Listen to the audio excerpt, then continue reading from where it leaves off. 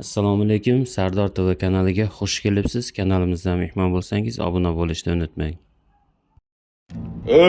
Chala-birikta sportsmenchalar, chala-birikta blogerchalar, mana bu taksichi bo'lish haqida qoralab, opasini yaxshilab video chiqaryapsizlar.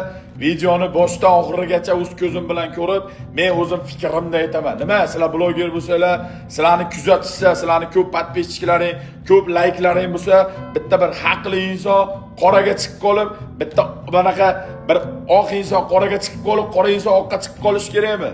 Mashinada aytayapti. Opajon, bolangizga qarang, o'zini mashinasi haqiqatda любой inson mana shu taksichining o'rnida bo'lganda, unaqa muomala bo'lganda yaxshi muomala qila olmaydi. Asabiga qoyilman bu bolani. Ota-onasiga bergan tarbiyasiga mana shunday respekt bu taksichi bolani. To'g'risini aytaman, tanimayman, juda ko'pchilik blogerlar shu bolani yomonlayapti.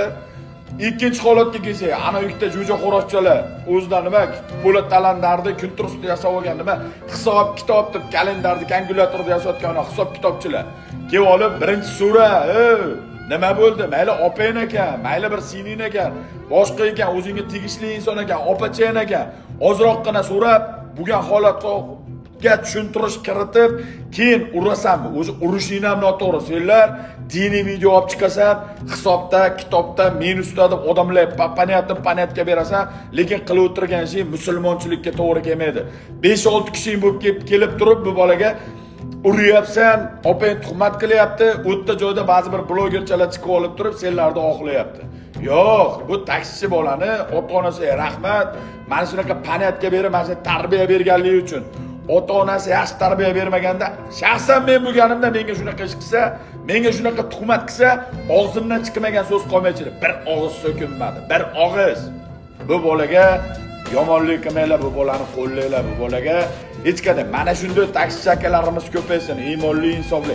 Hali ham mana shu joyda shu bola video olgan ekan, bo'lmasa mana shu chala blogerchalar, mana bunaqa tanqid qilayotganlar, mana shu taksichini qamatib o'rash kemayli, butun umriga yuzini yerga qaratib, hayotini 180 gradusga o'zgartiraveradi.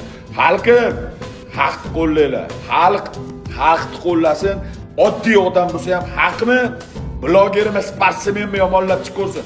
Sizlar haq tomonda bo'linglar. Xalq joninglar sog' bo'lsin. Mana taksichi bolaga respekt yana bir marta.